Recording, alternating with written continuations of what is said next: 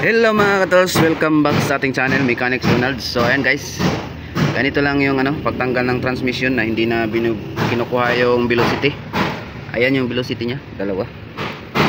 So ayan guys, natanggal pala tayo ng transmission ng Hyundai Reyna.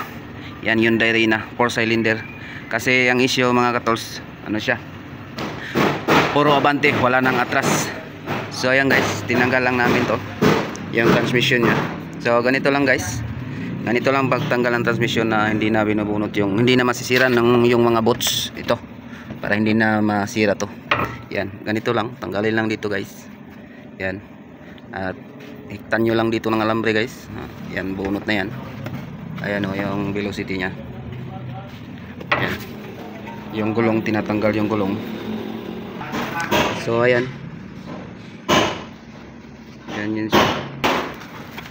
Dito naman sa kabila guys, ganito din. Yan, hiktan lang din ng alambre. Yan, lagyan ng jack dyan. So dito guys, linagyan lang natin ng jack yung gitna. So magaan naman lang yung nya, yung makina. Yan, maliit lang. Yun, may jack doon, may jack din doon. At kung biglang bumababa yan, may gulong doon para safety. So ayan guys, yung velocity nya, dyan lang yan, para hindi masira yung bolts. Ganyan lang. So yan, ito yung transmission nya guys, kinakalawang yung nya, torque converter.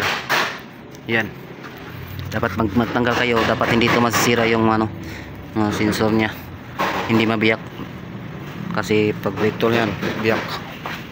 So dito guys, may dalawang hose dito. Ito patungos transmission, itiip to. So lagyan nyo lang dito, yan, bolt, para hindi tumagas yung itiip. At bago kayo magbaba, tanggalin nyo muna yung laman ng transmission, yung itiip nya, para pagbunot nyo ng velocity, wala nang tutulong langis. Yan. So yan guys, pinakalawang.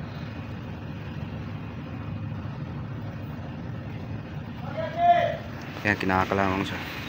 So yung tinatanggal lang dito, yung support dito, support. Yan, support, yun lang tinatanggal ko.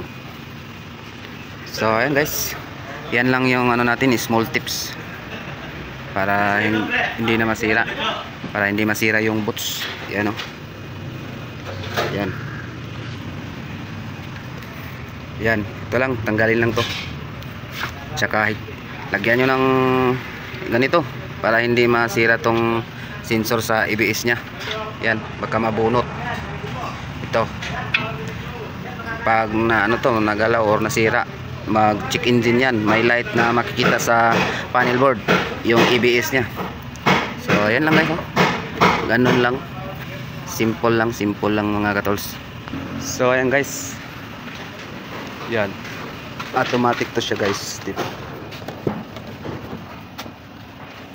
Yan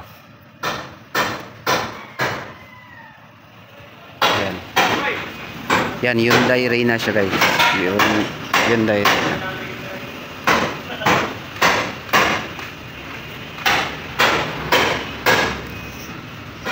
So yan lang siya mga katos, basic na basic lang. So pagkabit nyan, okay na yan, wala na siya masyadong iintindihin, hindi na sisira yung bolts. Mga katos, hanggang dito lang yung video natin, simple tips lang. So don't forget to like, share, and comment, subscribe Mechanics Ronald. So yan guys, bye bye mga katos.